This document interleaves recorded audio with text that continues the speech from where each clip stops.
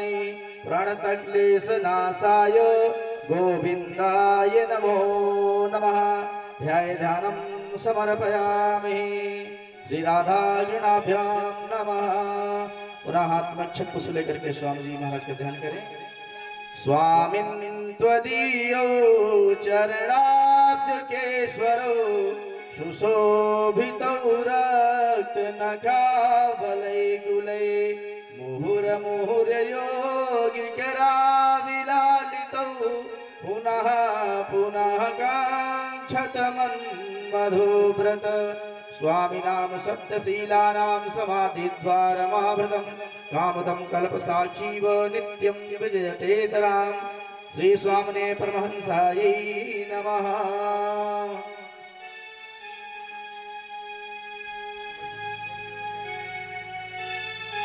हाथ में अक्षत पुष्प लेकर के भगवान श्री राम जी का ध्यान कर लें।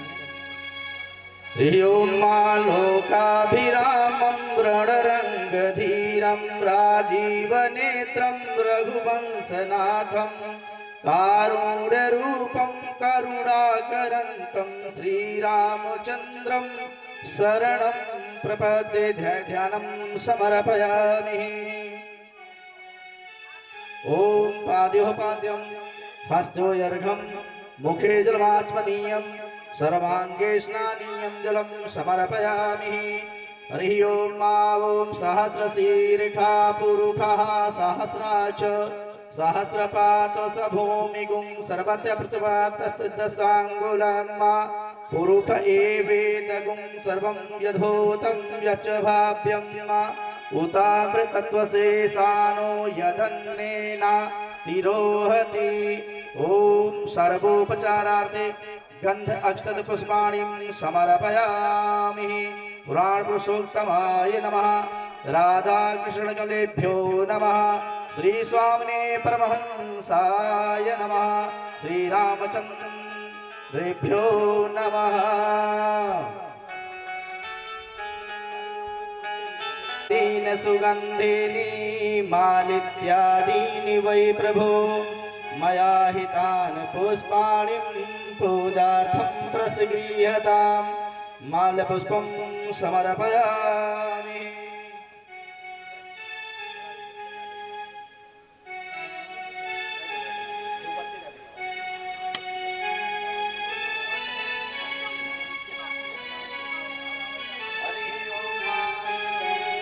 सांजं च वरद संयुक्तं वहिनिना योजितं मया ओम वनस्पतिरसो भूतो गंधाद्यो गंधभुक्तमः आघ्र्या सर्वदेवानां धूपोऽयं प्रतिगृह्यताम्।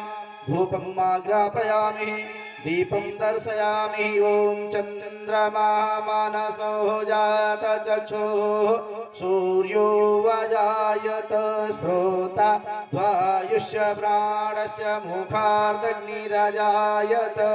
दीपं दर्शयामि नैवेद्यं निवेदयामि जलेन मण्डलीकृत्वा हस्तो प्रक्षाल्य।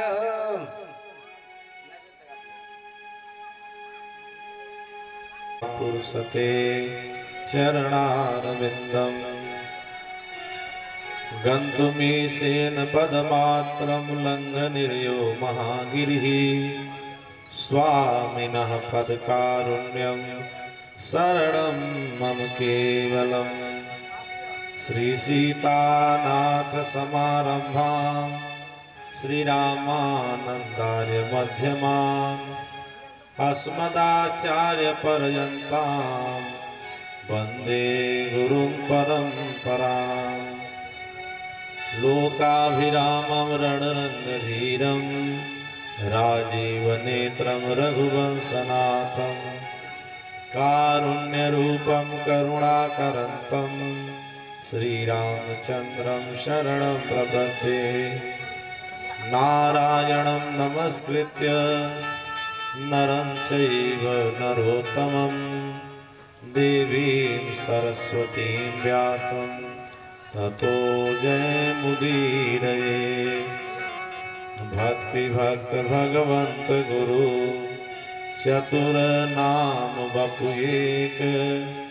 तिनके पद बंदन किए नासत विघ्न अनेक। जय जय श्री राधारमण, जय जय नवल किशोर, जय गोपी चित चूर प्रभु, जय जय माखन चोर। जिनकी सेवा भाव से हरि मुग्ध भये श्री राम, ऐसे उन बजरंग को बारंबार प्रणाम। सिय मांडवी उर्मिला, श्रुति कीरति बरबाम, चारि सुवन चार्यो रतन, तुलसी करत प्रणाम। बोलिए भक्त और भगवान की, भागवत भगवान की जय। जय श्री राधे श्याम। अनंतानंत पूज ब्रह्मांड अधिनायक सर्वेश्वर जगदीश्वर जगदाधार जगत नियंता भगवान स्वयं, परमादरणीय विद्वत वृंद, भगवत कथा रसास्वादन करने वाले कुशल श्रोता महान भाव एवं सती सीता अनुसुईया के चरित्रों को चरितार्थ करने वाली भारतीय देवियां एवं भारत के कर्णधार नन्हे मुन्ने बच्चे, आज भगवान की परम मंगलमयी कथा का दूसरा दिवस है। तो हमें कथा की जैसी मंजुल मंगल परंपरा है, परंपरा का निर्वाह करते हुए अपनी मनवाणी को पवित्र करने के लिए तथा इस स्थिति को कथा के अनुरूप बनाने के लिए हमें बड़ी श्रद्धा और स्नेह के साथ कुछ क्षण भगवत नाम संकीर्तन, तत्पश्चात था संभव कथा। बोल वृंदावन बिहारी लाल की जय। राधा माधव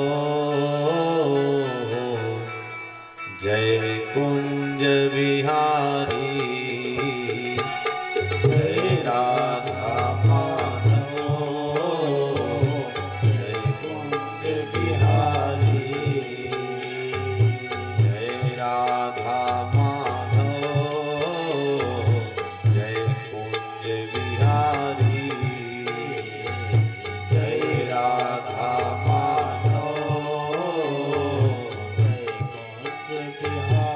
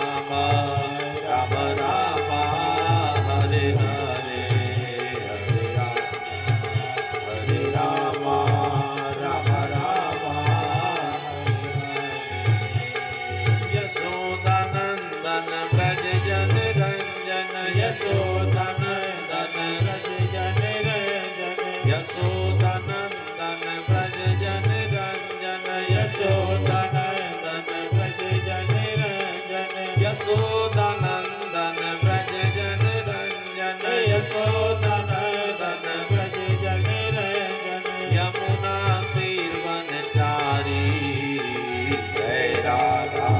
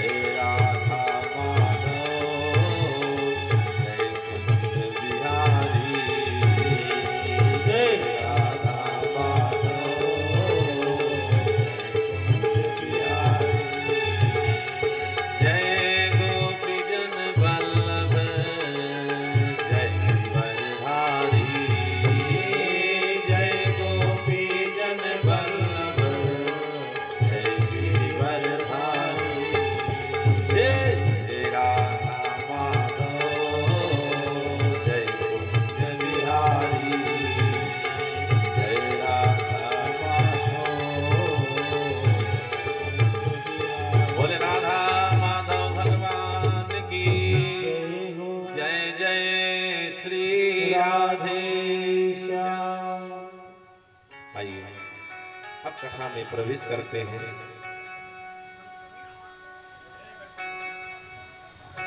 कल की कथा में आप लोगों ने श्रवण किया, भगवान हस्तिनापुर छोड़ करके द्वारिकापुरी जाते हैं। भगवान को छोड़ने के लिए अर्जुन भगवान के साथ में जाते हैं। द्वारिका प्रलय तक अर्जुन भगवान के साथ द्वारिकापुरी में रहे। जब भगवान जाने लगे भल्लुका क्षेत्र के लिए, अर्जुन से कहा, है अर्जुन, हमारी जो भी पटरानियां हैं, जो सती होना चाहे वो सती हो जाए, और जो आपके साथ जाना चाहे वो आपके साथ जा सकती हैं। द्वारिकापुरी से लेकर के देवियों को अर्जुन चले हस्तिनापुर के लिए। तो द्वारिकापुरी गुजरात में है, हस्तिनापुर दिल्ली में है। अब गुजरात और राजस्थान के बॉर्डर पर कोल और भीलों ने लाठी डंडे की चोट से देवियों को छीन लिया। जब बहुत समय बीता तो एक दिन धर्मराज युधिष्ठिर भीम से कहा, हे भीमसेन, बहुत समय बीत गया, अर्जुन का कहीं पता नहीं लग रहा है। अर्जुन की खोज में धर्मराज युधिष्ठिर भीमसेन को भेजना चाह रहे थे। जैसे भीमसेन आगे बढ़े तब तक सामने से अर्जुन आते दिखाई पड़े। जैसे अर्जुन आए, अर्जुन को देखते ही धर्मराज युधिष्ठिर ने प्रश्नों की झड़ी लगा दिया। कहा, हे अर्जुन, एक बात बताओ, ये तुम्हारा मुखमंडल सूखा हुआ क्यों है? क्या कोई प्रतिज्ञा करके आप पूरी नहीं कर सके, या किसी शरण में आए की रक्षा नहीं कर सके, या किसी अगम्या स्त्री के साथ तुम्हारा गमन हो गया, या किसी से युद्ध में परास्त हो गए? द्वारिकाधीश और द्वारिकावासी सब कुशल से तो हैं। जब धर्मराज युधिष्ठिर ने पूछा द्वारिकाधीश और द्वारिकावासियों के बारे में, अर्जुन से रहा नहीं गया, चीत्कार करके रोने लगे। कहा, हे भैया, जिनकी कृपा से द्रौपदी को, पांचाली को प्राप्त किया, जिनकी कृपा से लाक्षागृह में सबके प्राण बचे, जिनकी कृपा से इतना बड़ा महाभारत जीते, हे भैया, आज वही परमात्मा इस धरा धाम को छोड़ करके वो लोक धाम को चले गए। और हे भैया, यही नहीं, आज हमें विश्वास हो गया कि जो हमारे शरीर में, जो हमारे गांडीव में लड़ने की ताकत थी, वो ताकत न धनुष की थी, न हमारी थी, न हमारे गुरु की विद्या थी, बल्कि वो सब परमात्मा की कृपा थी। जब तक वो साथ थे तब तक हमारी विजय थी। और आज उनका साथ छूटा, वही धनुष, वही अर्जुन, वही बाण है, लेकिन भगवान की पटरानियों की रक्षा नहीं कर सके। इसलिए ही भैया आज हमें विश्वास हो गया कि मनुष्य बलि नहीं होत है और समय होत बलवान। भीलन लूटा गोपिका, वही अर्जुन वही बाण, वही अर्जुन वही बाण। मैया कुंती को पता चला, वहीं पर हार्ट फेल हो गया, देवी कुंती का प्राणांत हो गया। जब धर्मराज को पता चला इस संसार को भगवान छोड़ के चले गए, परीक्षित को राजा बनाए और स्वयं पांचों भाइयों द्रौपदी के साथ केदारनाथ के आगे की यात्रा करते। जब परीक्षित राजा बने, एक दिन विचार किया कि चलो चल करके देखें कि हमारे पूर्वजों की कीर्ति पताका कहां तक फहर रही है। जब परीक्षित गए देखने के लिए, तो जहां पर गए वहां पर हर जगह भगवान की जय जयकार हो रही है, पांडवों की जय जयकार हो रही है। जब कुछ दूर पर पहुंचे, देखा एक जगह पर एक शूद्र व्यक्ति एक गाय और बैल को पैर से मार रहा है। जब परीक्षित जी ने इस दृश्य को देखा, तुरंत रथ से नीचे उतर पड़े, म्यान से तलवार निकाला, कहा अरे दुष्ट, जिन गाय और बैलों की कृपा से हमारे परमात्मा को दुनिया गोविंद और गोपाल कहती है, आज उन्हीं गोविंद और गोपाल के जाने से के बाद ही गाय बैलों की ये दशा। अरे दुष्ट, मैं तुझे छोड़ूंगा नहीं। जैसे तलवार लेकर के मारने को प्रयास किया, तुरंत वो व्यक्ति महाराज परीक्षित की शरण में आ गया। तब राजा ने विचार किया कि शरणागत कहूँ जे तजहि, अरे निज अनहित अनुमानी, ते नर पावर पाप में ती नहीं बिलोकत हानि। शरण में आए हुए की रक्षा करना धर्म है,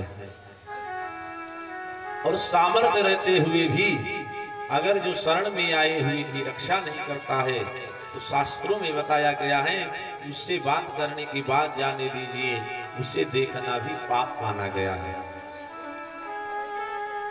महाराज परीक्षित ने पूछा कि श्रीमान जी आप हैं कौन? तब उस व्यक्ति ने बताया, महाराज हमारा नाम कलयुग है, और ये जो गाय के रूप में है साक्षात धरती माता है, और ये बैल के रूप में जो है मूर्तिमान धर्म है। हे महाराज, सतयुग का समय आया, सतयुग ने अपने समय का उपभोग किया। त्रेता का समय आया, त्रेता ने अपने समय का उपभोग किया। द्वापर का भी समय आया, द्वापर ने अपने समय का उपभोग किया। अब 4,32,000 वर्ष की आयु हमारी है, इसलिए हमें भी उपभोग करने दीजिए। महाराज परीक्षित ने कहा, हे कलयुग, एक काम कर, जहां तक हमारा राज्य है तो वहां से बाहर चला जा। कलयुग हाथ जोड़ा, कहा महाराज जहां से सूर्य उदय होता है और जहां पर सूर्य अस्त होता है, वहां से लेकर के वहां तक सारा साम्राज्य आपका है, हम जाए तो कहां जाए? तब महाराज परीक्षित ने 4 स्थान दिया। अभ्यर्थित तदा तस्मयी स्थानानि कलयौ ददौ, द्यूतं पानं स्त्रिया सूना, यत्र धर्मा चतुर्विधा। 4 स्थान दिया। पहला स्थान जहां पर जुआ का खेल होता हो, दूसरा स्थान दिया जहां पर मदिरापान होता हो, तीसरा स्थान दिया जहां वेश्यावृत्ति होती हो, चौथा स्थान दिया जहां पर हिंसा होती हो। जब 4 स्थान मिल गया कलयुग को, तब कलयुग हाथ जोड़ा, कहा महाराज ये इतना बड़ा परिवार है, 4 कमरे में गुजारा नहीं होगा। हे महाराज, हमारा निवेदन है कि जैसे आपने 4 कमरे हमें दिए हैं, वैसे एक कमरा आप हमारी मर्जी का भी दे दीजिए। क्योंकि 4 कमरे आप दिए हैं और कितना बढ़िया दिए हैं इसको आप ही जानते हो। इसलिए एक कमरा आप हमें हमारी मर्जी का दे दीजिए। महाराज परीक्षित ने पूछा तो बताओ। कहा अगर सोने पर अधिकार और मिल जाता तो बात बन जाती है। तब परीक्षित ने कलयुग को सोने पर अधिकार दे दिया। संतों ने पूछा महाराज इसका मतलब जो कोई सोना धारण करेगा उसके ऊपर कलयुग का वास होगा? बताया ऐसा नहीं है। जो अन्याय के द्वारा उपार्जित धन से जो सोना ग्रहण किया जाएगा उस पर कलयुग का वास होगा। और सच्चाई ये है कि ईमानदारी के कमाई से कोई सोना पहन भी नहीं सकता। तब बताया कि अगर हम सोना ग्रहण कर रहे हैं या कुछ भी वस्तु ग्रहण कर रहे हैं तो सबसे पहले हमें भगवान को अर्पण करना चाहिए कि तुम ही निवेदित भोजन करही, तुम ही निवेदित भोजन करही, प्रभु प्रसाद पद भूषण करही, तुम ही निवेदित भोजन करही, प्रभु प्रसाद पद भूषण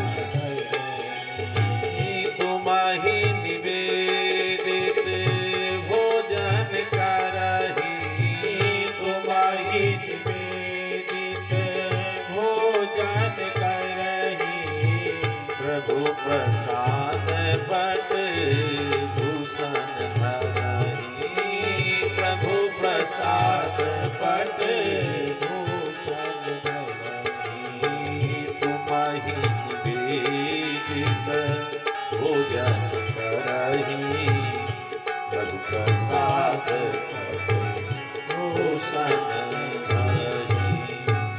हम जो भी वस्तु ग्रहण करें, जो भी वस्तु धारण करें, पहले भगवान को भोग लगा दें। 5 जगह पर स्थान दे दिया। फिर महाराज परीक्षित अपने राज्य अपने नगर वापस आए। जब वापस आए एक दिन जब परीक्षित को धर्मराज युधिष्ठिर सारी जिम्मेदारी देने लगे तो एक बेटी थी जिसमें जरासंध का मुकुट रखा था। धर्मराज युधिष्ठिर कहे परीक्षित जीवन में सब कुछ करना लेकिन ये पेटी मत खोलना। तो आज के समय में देखा जाता है कि बच्चे सब कुछ मानते हैं लेकिन अपने दादा की बात नहीं मानते हैं। बुढ़ापा की बात कोई मानने को तैयार नहीं है।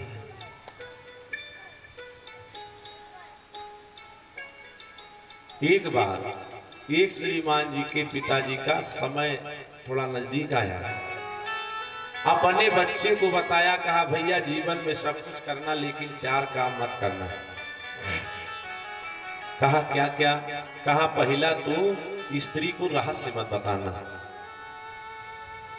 दूसरा पुलिस से दोस्ती मत करना, तीसरा किसी को दिए हुए धन पे भरोसा मत करना, और चौथा दरवाजे बैरी पेड़ मत लगाना। अब दादा कह दिए, समझा दिए। जो समझाए तब तो सब हाँ हाँ सब करते हैं, लेकिन मानने वाला तो होना चाहिए। धीरे धीरे समय बीता। दादा समय आया, दादा निमुख गए। जब काम ते रहे फुर्सत पाए, कुछ दिन बीता तो विचार किया लाओ देखें दादा की बतिया कितनी सही है कितनी झूठ। गए बाजार, एक बेल का फल लेकर के आए और एक कपड़े में बांध दिया और बांध करके कुछ रंग छिड़क दिया, ला करके आंगन में गाड़ दिया और अपनी धर्म पत्नी से बताए। कहा देवी सुनती हो? कहीं क्या?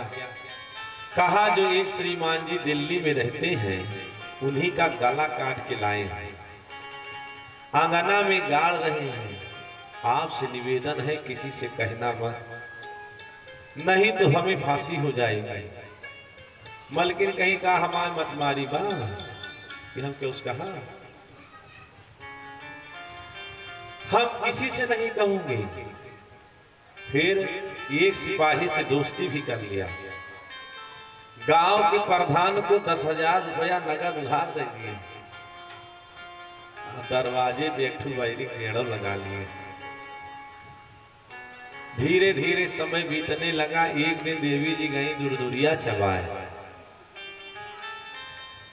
जब दुरदुरिया चबाने गई तो मुंह बोली सखियां मिली, तो बातचीत होने लगी।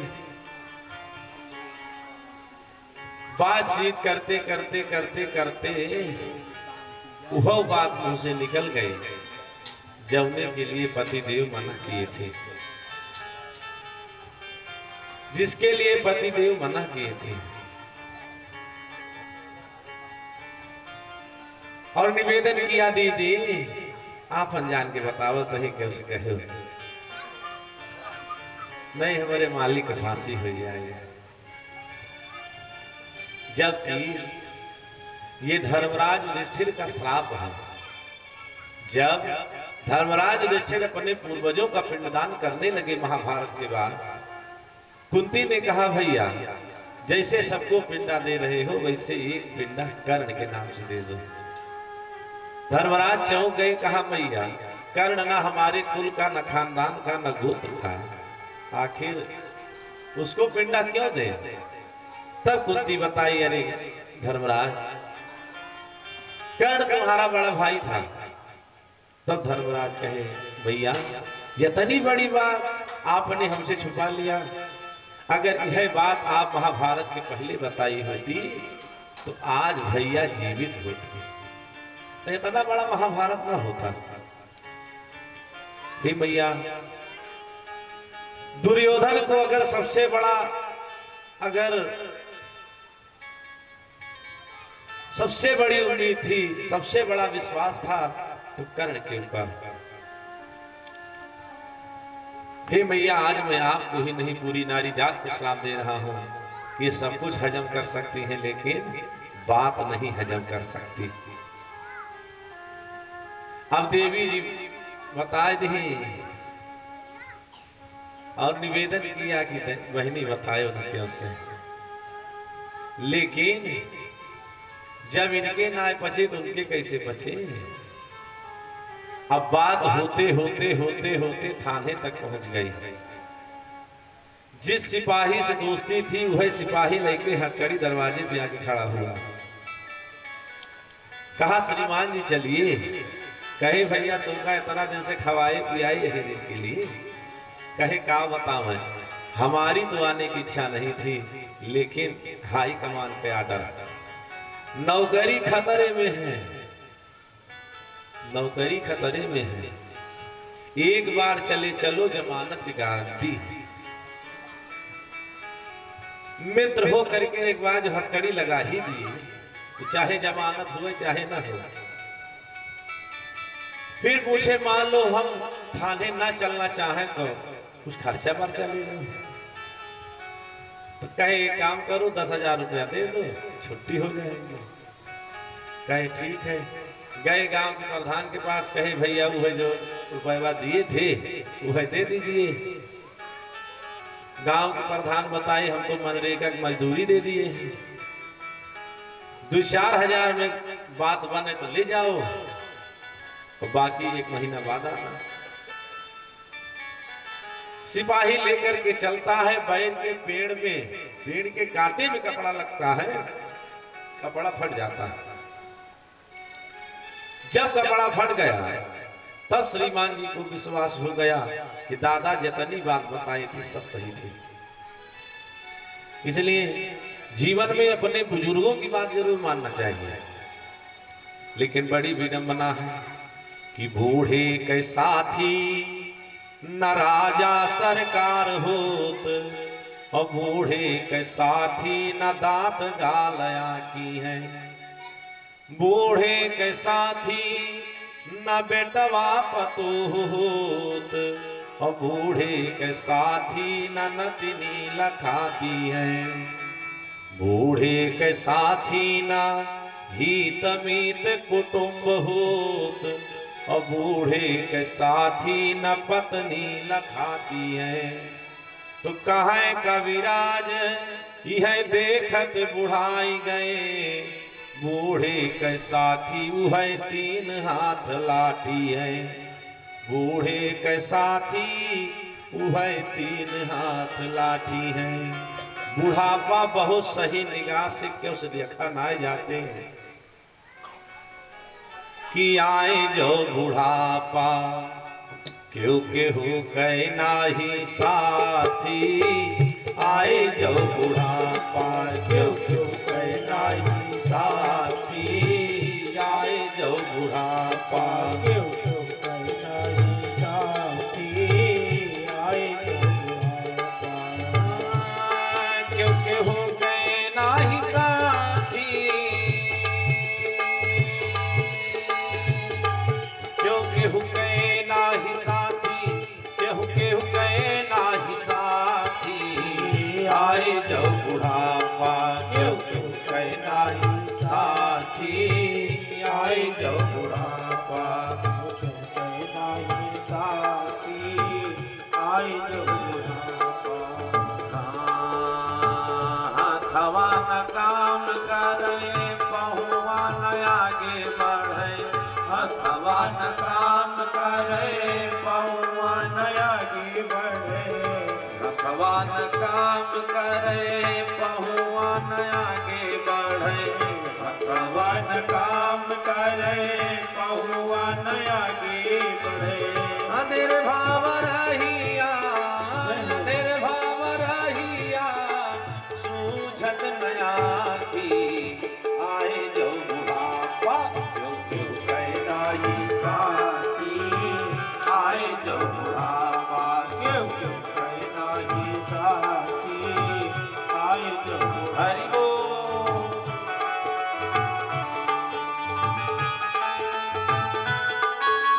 जय हो।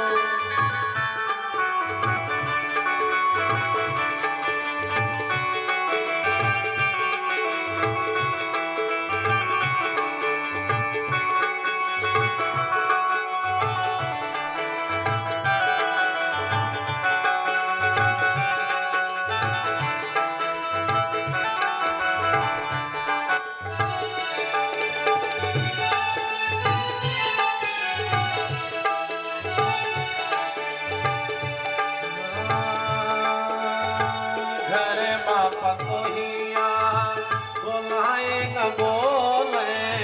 घर बाप कोहिया बोलाए न बोले। घर बाप कोहिया बोलाए न बोले।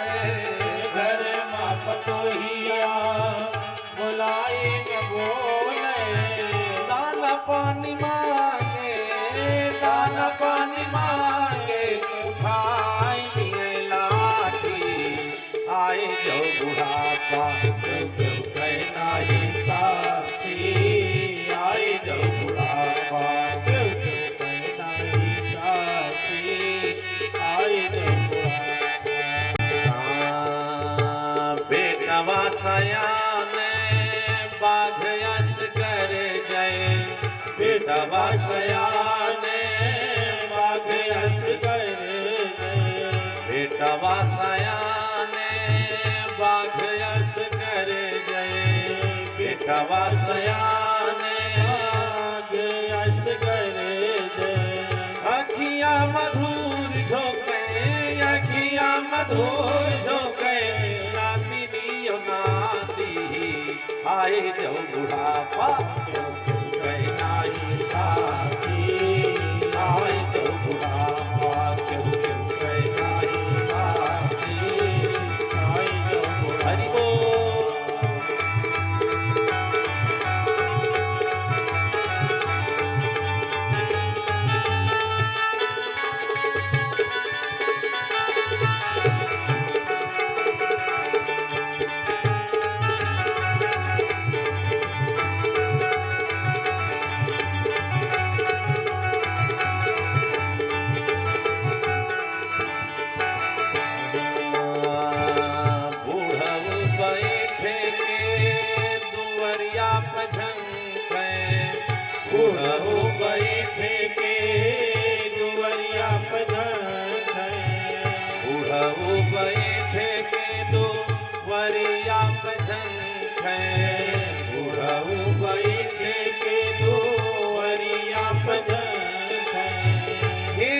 भगवान कब आए, हे भगवान कब आए, राजो कपाती आए जो बुढ़ापा, क्यों क्यों कहना ये साथी, आए जो बुढ़ापा, क्यों क्यों कहना ये साथी, आए जो बुढ़ापा, क्यों क्यों कहना ही साथी।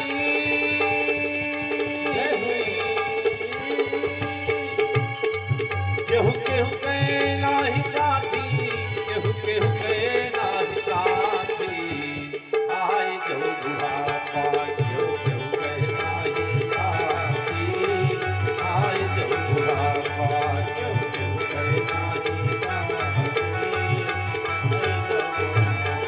बोलिए भक्त और भगवान की। आज धर्मराज युधिष्ठिर ने समझाया, कहा भैया जीवन में सब कुछ करना, जिस पेटी मत खोलना, लेकिन बताए ना कि कौन मान रहा। एक दिन परीक्षित विचार किए कि लाओ देखें इस पेटी में क्या रखा है।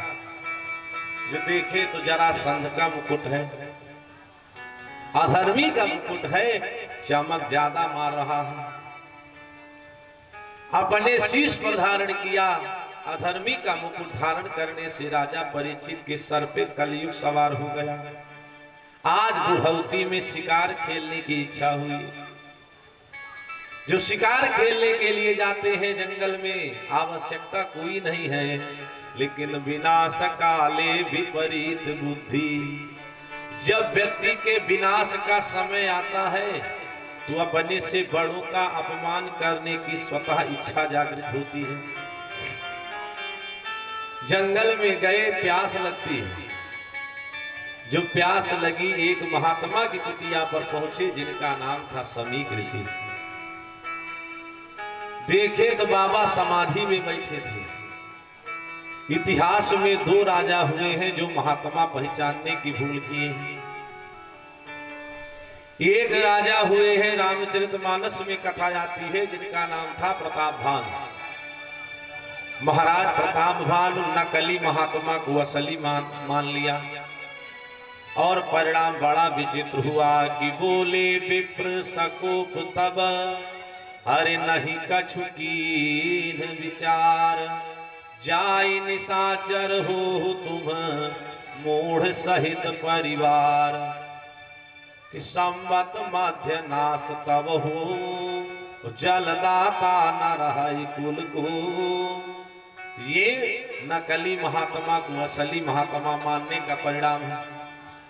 दूसरे राजा हुए महाराज परीक्षित, जो असली को नकली मान लिया। जब देखे बाबा समाधि में बैठे हैं, विचार किया कि हमारा नियम है कि जब तक प्रतिदिन संत ब्राह्मण भोजन नहीं करा देते हैं तब तक पानी तक नहीं पीते हैं, और इनके यहाँ आवे तो एक गिलास पानी के लिए मरे। ये समाधि में बैठे नहीं हैं, राजा का सत्कार न करना पड़े इसलिए समाधि का ढोंग किए हैं। क्या किया, एक बाण के नोक से एक मरा हुआ सर उठा करके बाबा के गले में डाल दिया।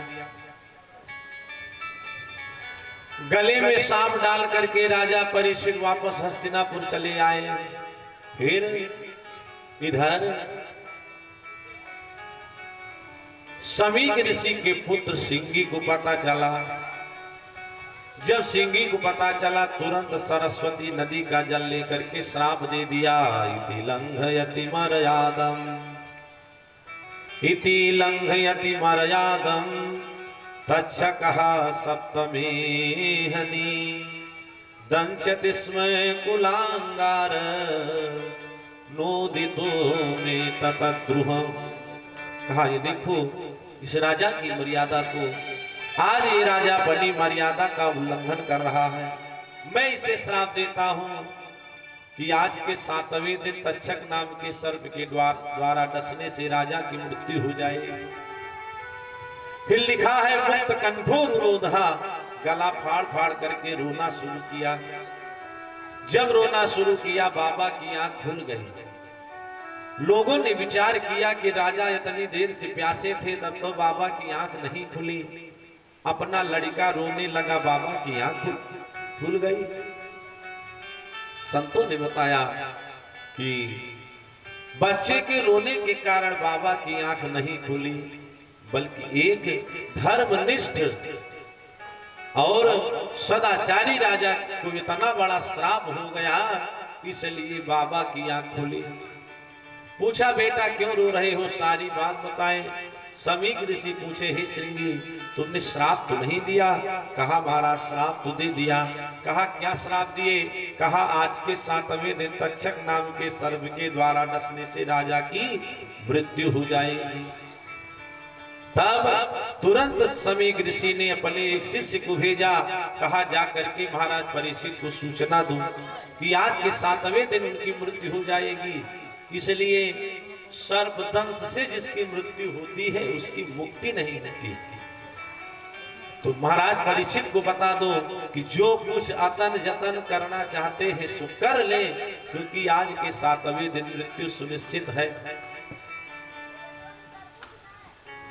सेवक आकर के महाराज परीक्षित को बताया। जब महाराज परीक्षित को पता चला, तुरंत अपने पुत्र जन्मेजय को राजा बनाया कि श्रृंगी ही श्राप दियो जबहि, श्रृंगी ही श्राप दियो जबहि, तबहि भूपति अति सोच के मारे, और जन्मेजय का राज तिलक किया, अरु आपू चले गंगा के किनारे। तो अपने अपने मति कहते सभी, परते ही समय सुखदेव पधारे, और संत यो गंग कृपा जो भई, तो तब भूपति वैकुंठ सिधारे। संत यो गंग कृपा जो भई, तो तब भूपति वैकुंठ सिधारे। अपने पुत्र जन्मेजय को राजा बनाए और स्वयं सुकताल है मेरठ के पास, गंगा जी के किनारे आकर के बैठ गए। जब गंगा जी के किनारे बैठे तो बड़े बड़े महात्मा अपने आने लगे, क्योंकि विशेषता होती है। जैसे यही कथा अगर कोई साधारण व्यक्ति करवाता है तो उसके यहाँ साधारण वक्ता, साधारण आचार्य बुलाए जाते हैं, लेकिन यही कथा अगर देश का प्रधानमंत्री करवावे तो उनके यहाँ साधारण नहीं बुलाए जाएंगे, चारों शंकराचार्य स्वयं आवेंगे। जब महाराज परीक्षित अनशन पे बैठे, बड़े बड़े महात्मा स्वयं आने लगे। सबके सामने महाराज परीक्षित ने प्रश्न रखा, महाराज जिसके जीवन में कुछ ना बन सका हो उसका आखिरी कर्तव्य क्या है? क्योंकि ये निश्चित है कि एक ना एक दिन सबको जाना है, लेकिन किसी को ये नहीं पता है कि कब जाना है। और जिसका समय भी सुनिश्चित हो जाए तो उसका आखिरी कर्तव्य क्या है, कौन सा कर्म करे कि जिससे उसका उद्धार हो जाए। सारे महात्मा निरुत्तर हो गए। तब नारद जी ने श्री सुखदेव जी को भेजा। बोलिए सुखदेव जी महाराज की। जब सुखदेव जी का आगमन हुआ, बड़े बड़े महात्मा उठ करके खड़े होने लगे।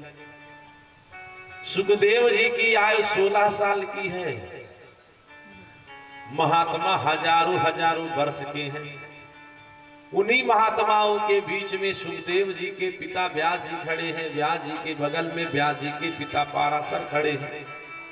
पाराशर के बगल में पाराशर के पिता शक्ति खड़े हैं। एक महात्मा पूछे पाराशर से, कहा बाबा एक बात बताओ, आप तो सुखदेव जी के बाबा लगते हो, तो नाती के स्वागत में आप क्यों खड़े हुए?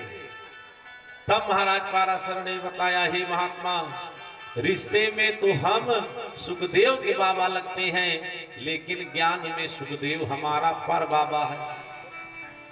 तो हमारे यहाँ भारतीय संस्कृत की जो सभ्यता है, यहाँ पर पूजा स्वरूप की नहीं होती, पूजा अवस्था की नहीं होती, पूजा गुण की होती है, कर्म की होती है।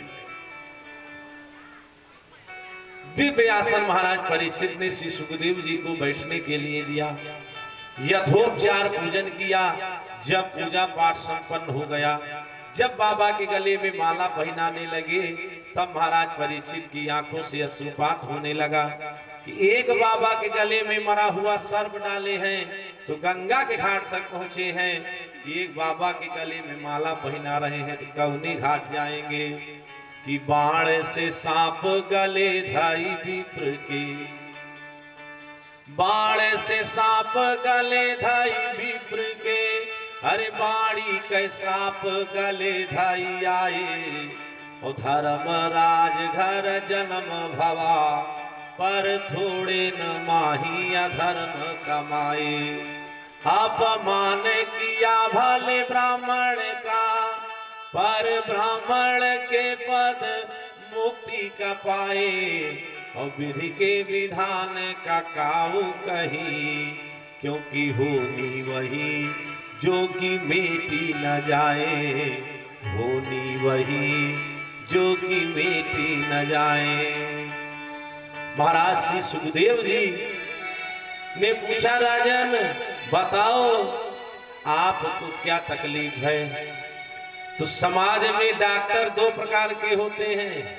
एक डॉक्टर होते हैं कि अपनी बातों से ही मरीज का मर्ज हल्का कर देते हैं, और एक डॉक्टर होते हैं कि इतनी जांच बता देंगे, इतना खर्चा बता देंगे कि मरीज अगर 1 महीना में मरने वाला होगा तो 15 दिन में निकल जाएगा।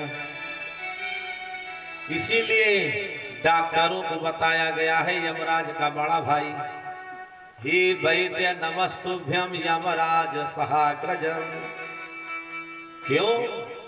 क्योंकि यमराज तो केवल प्राण लेते हैं और डॉक्टर जान और माल दोनों लेते हैं। अगर अस्पताल में किसी की मृत्यु हो गई तो डॉक्टर केवल इतने बोलेंगे आई एम सॉरी, और ये नहीं है कि आपका प्राणी चला गया तो रुपया छोड़ दे हैं, या कब टका नहीं छोड़ते हैं। महाराज सुखदेव जी पूछे, राजन बताओ क्या समस्या है।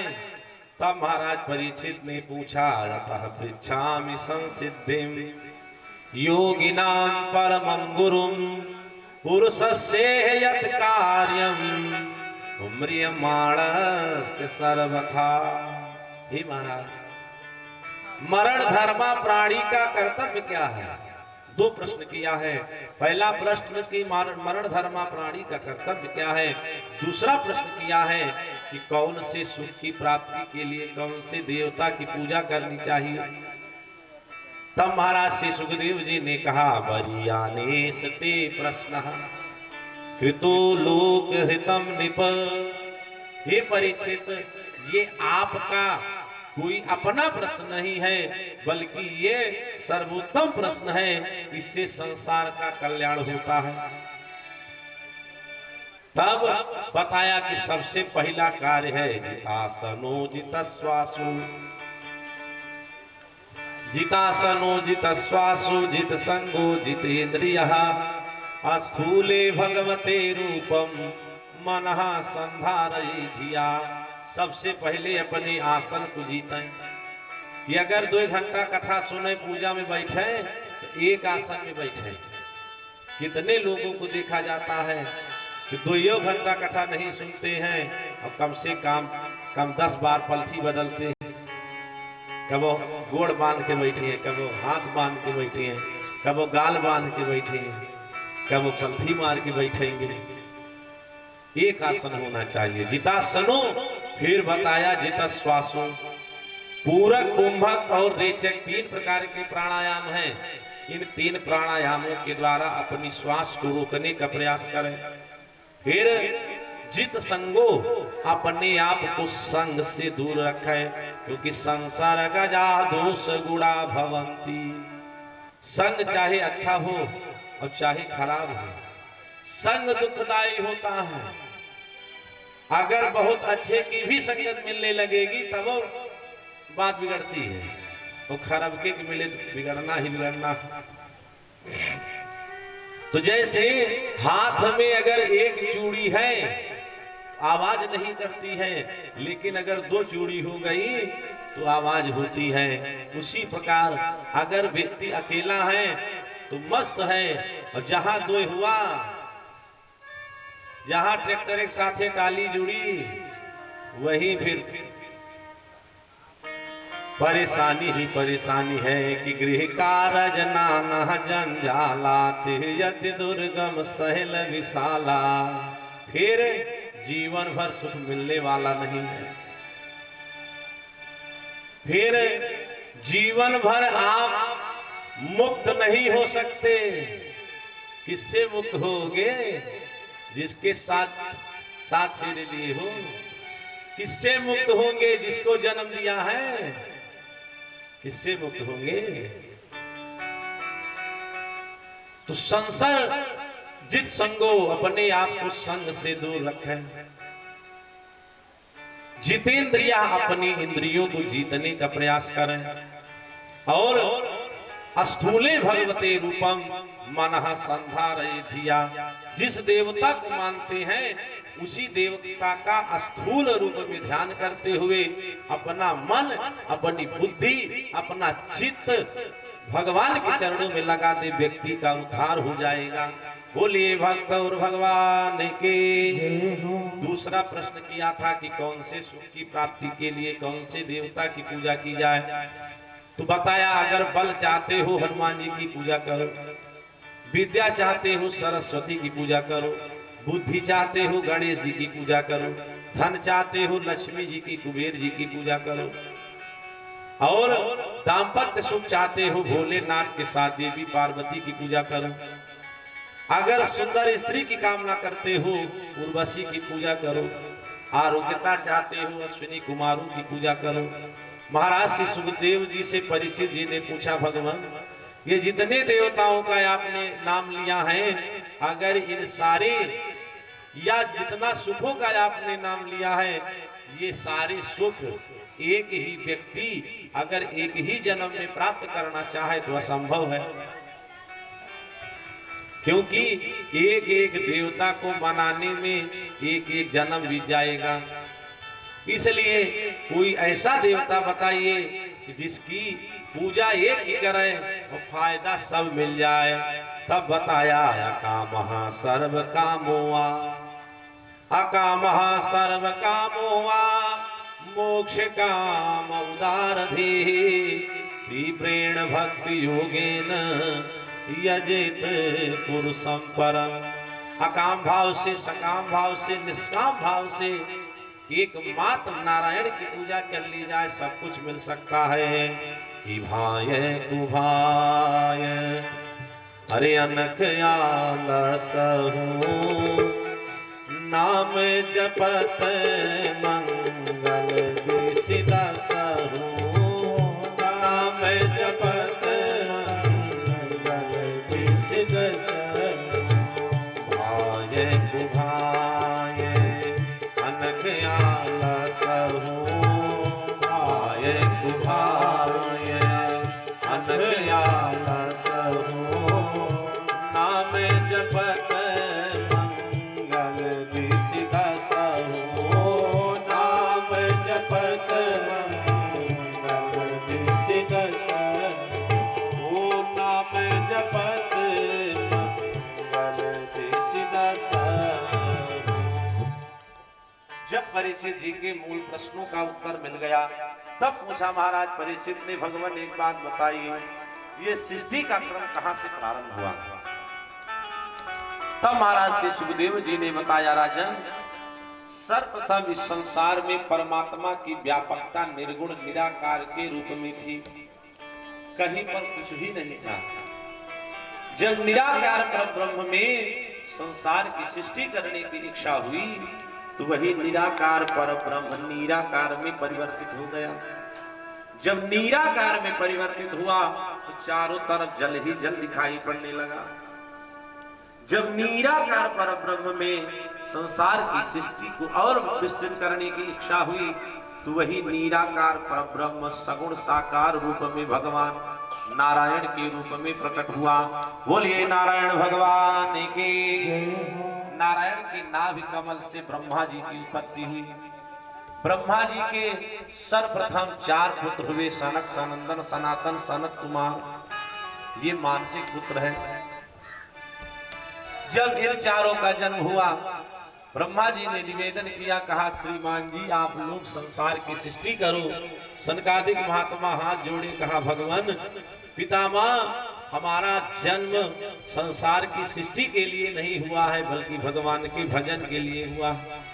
ब्रह्मा जी को क्रोध आया, कहा मैं श्राप देता हूं कि आप जिंदगी भर केवल भजन ही करते रहोगे, कि अवस्था भले आपकी बढ़ जाएगी लेकिन आप देखने में 5 साल के लगोगे।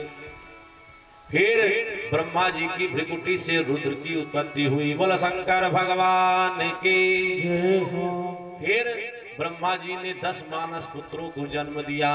मरीचि अत्रि अंगिरसः, मरीचि अत्रि अंगिरसः, पुलस्त्यः पुलः क्रतुः, भृगुर्वसिष्ठो दक्षश्च दशमस्तत्र नारद।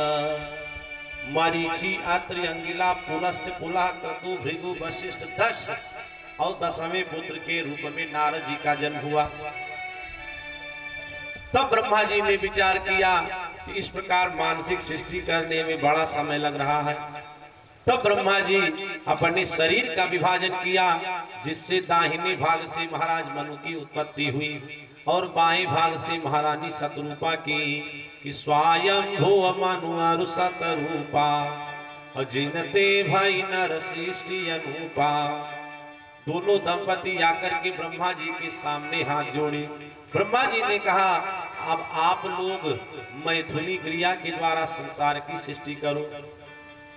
महाराज मनु सृष्टि का कार्य आरंभ किया। सबसे पहले 5 संतानें होती हैं। प्रियव्रतोत्तान पादौ, प्रियव्रतोत्तान पादौ, त्रिस्तः कन्यास्य भारत, आकुतिर्देवहूतिश्च प्रसूतिरिति सत्तमः। 2 पुत्र हुए और 3 पुत्रियां होती हैं। पुत्रों में एक पुत्र का नाम है प्रियव्रत, दूसरे का नाम है उत्तानपाद। पुत्रियों में 3 पुत्रियां हैं। एक का नाम है आकुति, एक का नाम है देवहूति और एक का नाम प्रसूति है। महाराज मनु जब सृष्टि का कार्य करना प्रारंभ किया तो एक हिरण्याक्ष नाम का दैत्य उत्पन्न हुआ, जो पृथ्वी को ले जा करके रसातल में छिपा दिया। महाराज मनु ब्रह्मा जी के पास आए, कहा पितामह जब धरती ही नहीं रहेगी हमारी संसार सृष्टि रहेगी कहाँ, हमारी संतानें रहेंगी कहाँ। ब्रह्मा जी को छींक आती है। इनके छींक से एक अंगुष्ठ मात्र का सूकर का बच्चा प्रकट हुआ। बोलिए बारह भगवान के। 12 भगवान का अवतार हुआ। 12 भगवान सीधा समुद्र में छलांग लगाए, रसातल में जाते हैं, पृथ्वी को अपने दाढ़ पर धारण करके बाहर आने लगे। इधर हिरण्याक्ष 10 दिशाओं में दिग्विजय का डंका पीटता हुआ समुद्र के पास पहुंचा। समुद्र की लहरों में अपनी गदा का चोट करने लगा। रास्ते में बाबा नारद मिले। नारद जी से हिरण्याक्ष ने कहा, बाबा क्या तान तमूरा लेकर के नारायण नारायण करते हो? अरे तमूरा एक तरफ फेंको, आओ हमारे आपके 2-2 हाथ हो जाएं। नारद जी कहे, भैया हम तो ठहरे बाबा और बाल ब्रह्मचारी, हम लड़ना भिड़ना क्या जाने, लेकिन एक निवेदन है कि हम लड़ना नहीं जानते लेकिन लड़ाना भली भांति जानते हैं।